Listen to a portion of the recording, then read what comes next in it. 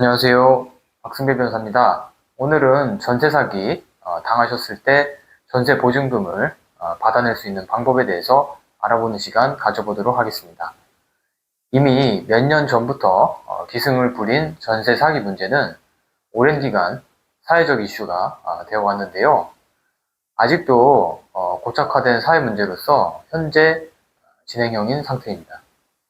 대부분의 전세 사기 사건은 아파트보다는 오피스텔, 빌라, 원룸과 같은 주거 환경에서 발생을 하기 때문에 아무래도 경제적으로 취약한 사회 초년생, 청년 계층이 피해자인 경우가 많다 보니 더욱 안타까운 마음을 지어냅니다. 나는 아니겠지 하는 마음에 아무런 신경도 쓰지 않고 있다가 막상 이사를 가려고 하면 갑자기 집주인이나 부동산으로부터 당장 보증금을 돌려주기 어렵다라는 말을 듣고서는 충격을 받게들 되시는데요. 전세 사기 문제를 예방하는 가장 최선의 방법은 처음부터 문제가 있는 부동산에 전입하지 않는 것이겠습니다만 이미 문제가 터진 이후이기 때문에 지금 현재 가장 가능성이 높은 최선의 대안을 찾아서 해결을 할 수밖에 없는 상황이 되겠죠. 그렇다면 어떤 방법을 순서대로 진행하는 것이 옳을지 지금부터 하나씩 알아보도록 하겠습니다. 첫 번째, 지급 명령을 신청하는 것입니다. 전세 보증금을 되찾지 못했을 때 가장 1차적으로 해야 하는 일은 법원에 지급명령 소장을 접수하는 일입니다.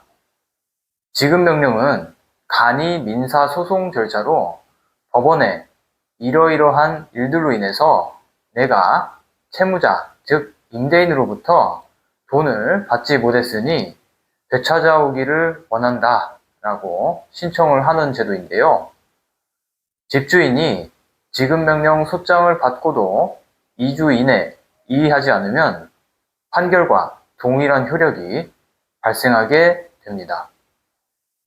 이 지급명령을 가지고 해당 부동산을 압류를 해서 강제 경매를 실시하실 수가 있게 됩니다. 이 과정에서 집주인이 보증금을 돌려주는 일도 흔히 발생을 하곤 하는데요. 따라서 여러모로 지급명령 제도를 활용을 하시는 것을 추천드립니다. 많은 분들이 임차권 등기 명령을 받는 것을 최우선적으로 생각하시는 경우가 많은데 사실 임차권 등기 명령은 임차인이 이사를 갈 때 우선 변제권을 잃지 않기 위해서 또는 전세 사기 피해 지원을 받기 위해 필요한 것이고 직접적으로 집주인으로부터 돈을 받아낼 수 있는 수단은 아닙니다. 그래서 지급 명령보다는 후순위 절차가 되는 것입니다. 두 번째, 앞서 말씀드렸다시피 임차권 등기 명령을 신청하는 것입니다.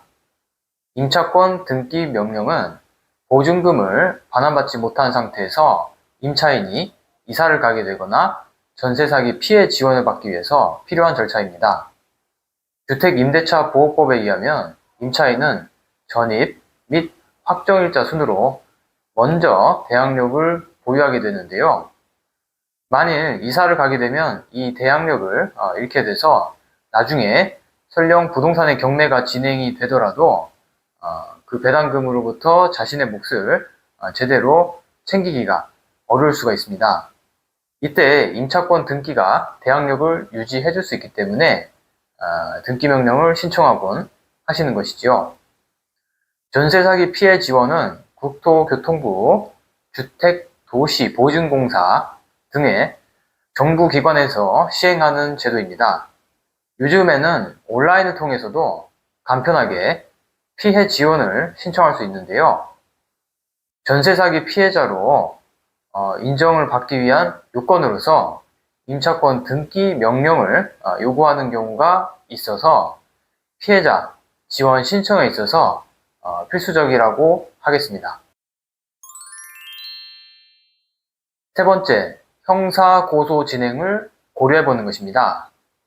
지급 명령, 임차권 등기 명령을 신청했는데도 불구하고 결국 돈을 찾지 못했을 경우에는 집주인을 전세 사기 피의자로 고소하는 방법을 생각해 볼 수밖에 없을 것입니다. 전세 사기는 집주인이 임차인으로부터 보증금을 수령할 당시에 자금 상황은 어떠하였는지, 해당 부동산의 가치에 비해서 보증금을 과다하게 수령한 것인지, 이런 사정들을 종합을 해서 집주인의 변제 위사 능력이 있었는지를 판단을 하게 됐는데요. 대개 사건 당사자인 임차인이 임대차 계약을 하고 전입을 할 당시를 기준으로 해당 부동산의 시가는 어느 정도에 달하고 있었는지, 또 이미 어느 정도의 근저당권이 설정이 되어 있었는지, 선순위의 임차인은 몇 명이고 보증금의 액수는 각 얼마인지 등의 사정을 종합적으로 고려하게 됩니다. 부동산의 등기부 등본을 열람을 해보면 위와 같은 정보들을 어느 정도 파악할 수가 있는데요. 특히 이미 집주인이 입주해 있는 임차인들에게 보증금을 반환을 하지 못해서 임차권 등기가 여러 명 설정되어 있는 경우라고 한다면 전세 사기가 성립할 가능성이 매우 높은 사안이라고 봐야 할 것입니다. 형사 고소를 진행을 하셨을 때 임대인의 사정에 따라서 사기죄가 성립하는지에 대한 수사기관과 법원의 판단도 달라질 염려가 있기는 합니다. 하지만 만일 전세 사기임이 판명되는 경우에는 대부분 편취 액수가 매우 큰 편에 속하기 때문에 임대인이 실형 구속 가능성이 굉장히 높습니다. 따라서 임대인은 실형을 면하기 위해서라도 임차인들에게 전액 또는 일부라도 그 보증금을 변제하고서라도 합의를 시도할 가능성이 있어서 최후의 구제 방법으로서 고려해 보실 수가 있는 것이지요. 오늘은 이렇게 전세 사기를 당했을 때 대처하는 방법을 우선 순위를 매겨서 알아보는 시간 가져봤습니다. 전세 사기가 처음 발생할 때 아무래도 처음 전출을 나가는 임차인들은 전액을 그래도 돌려받을 가능성이 높은 편인데요. 그 이후에 어느 순간부터는 보증금이 누적해서 반환되지 않으면서 도미노처럼 순차적으로 사태가 걷잡을 수 없이 커지는 그런 양상을 띠게 됩니다.